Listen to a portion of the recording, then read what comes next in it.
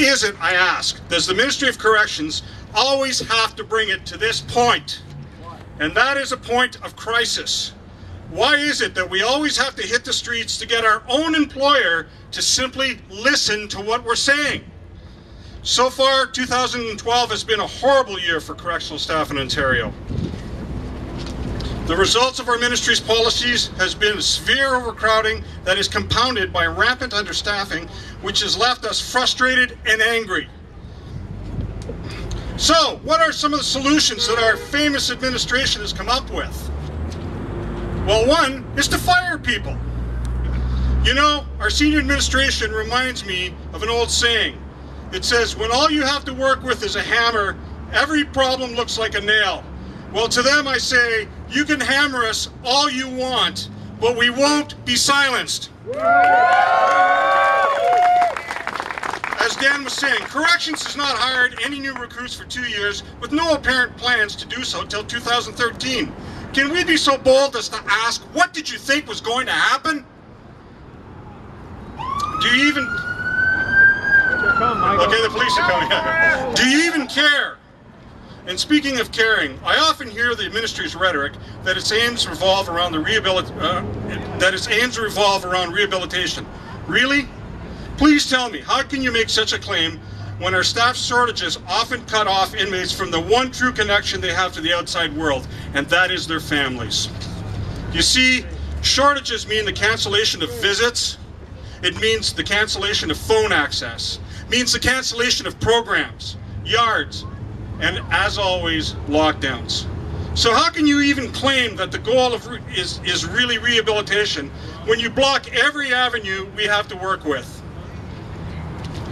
Throughout Ontario, the situation of having inmates stacked 3 or more to a cell is no longer an anomaly.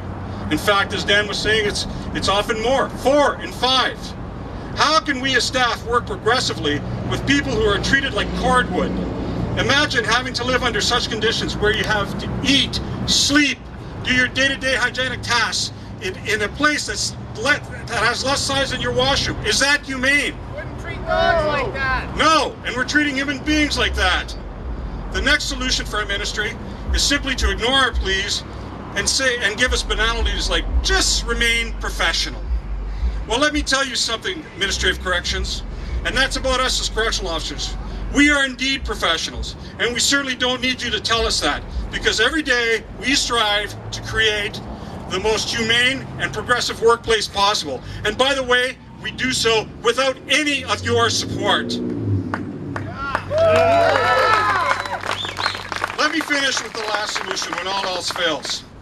They blame officers and they blame staff. And I want to make sure everybody hears me today, because this is not just about correctional officers. This is about kitchen staff. This is about nursing staff. This is about staff that handles the paperwork. All right? It affects us all, okay? They actually have the gall to say, all right, that they have a hard time getting staff to come in. They have the gall to say that, when one look at an overtime sheet will dispel that lie right away. So, let me finish. While you blame officers for our current crisis, just remember, it is you creating these awful environments for us that we have to work in. It is you who create these or enact these ridiculous policies that make much of our work effectively impossible. And it is you who sit in offices while we who actually work the jails have to live with the results of your mismanagement.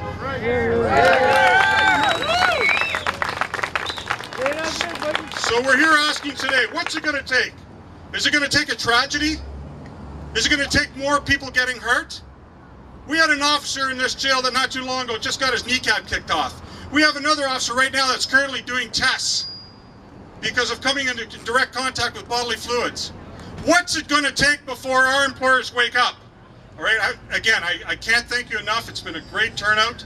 Okay, I want to take some time to thank Dennis, okay, for bringing his crew from Monteith. They got Vans, Thunder Bay, CNCC, Sudbury. We're all here, and I'll just finish off with one last question, I guess. Does anybody care? To the media, to our community, does anybody care? We're asking. We care. Thank you.